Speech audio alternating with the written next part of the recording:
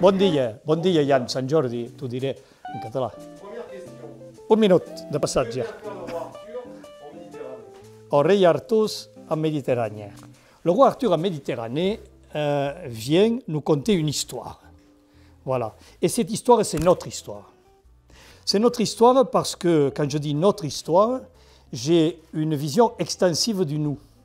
C'est une histoire qui commence avec les Normands, qui vont en Sicile, les Bretons qui, évidemment, contaminent les Normands, c'est l'époque, avec le roi Arthur et les histoires du roi Arthur, et un roi Arthur qui, au lieu de s'installer dans l'île d'Avalon, île septentrionale, se retrouve en plein milieu de la Méditerranée, colporté par toutes sortes d'histoires, de légendes, et ceci donc depuis le XIIe siècle.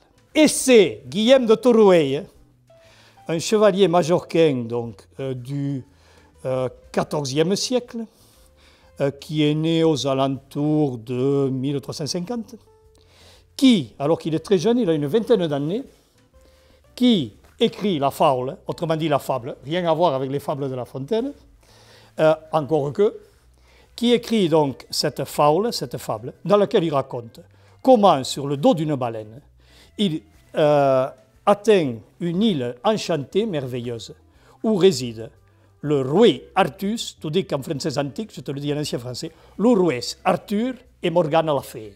Et qui dit ça? Un serpent qui l'accueille, qui fait partie de cet entourage du roi Arthur. Je ne peux pas en dire plus en 3 minutes. Tu me demandes de mettre la Méditerranée, tout un monde en boîte. Un monde qui, et ça aussi le roi Arthur nous le dit, est aussi notre monde. À 4 pas d'ici, il y a le palais des rois de Majorque, qui symbolise toute une histoire. Perpignan était capitale, c'est plus le cas, ça se saurait. Perpignan était capitale du royaume de Majorque, la capitale continentale. Nous parlons de la fin du XIIIe siècle, je ne vais pas donner les dates, première moitié du XIVe. Et Perpignan était évidemment très lié à, puisqu'il faisait partie du royaume de Majorque, à Majorque même, où se trouvait la capitale alors insulaire. Et dans ce monde qui n'est pas clos, mais qui est un monde ouvert, qui est un monde de culture auquel nous tournons le dos d'ailleurs. À force de regarder vers Paris, on ne regarde plus du tout vers le sud et on ne regarde plus ce que nous avons en face, c'est-à-dire la Méditerranée. Et donc dans ce monde vont se nouer des relations, vont se faire des échanges, en particulier au niveau culturel. Et ces contes, ces fables, ces mythes, ils vont circuler.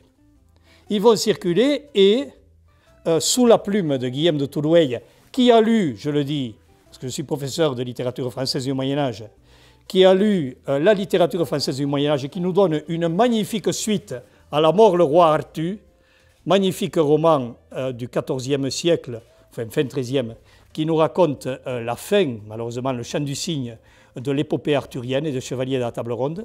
Eh bien, ce Guillaume de Torouai, qui a lu La mort Arthur, s'exprime aussi en français, en ancien français, en français de l'époque, dans ses vers, c'est des octosyllabes, dès qu'il donne la parole à des personnages de l'entourage du roi Arthur, c'est-à-dire le roi Arthur, Morgane la fée et le fameux serpent, qui n'a pas de nom. Voilà, tous ces gens-là s'expriment en français, mais en français de l'époque. C'est dire quand même que Guillaume de Torouai, malgré son jeune âge, connaissait parfaitement ces romans et les lisait en français. Nous n'étions pas à l'époque où, malheureusement, et peut-être je pourrais clore là-dessus, on met des plots de béton sur tous ces petits chemins qui marquent non pas une frontière, mais la relation que nous avons au sein de cette Catalogne avec nos voisins, mais aussi avec le monde.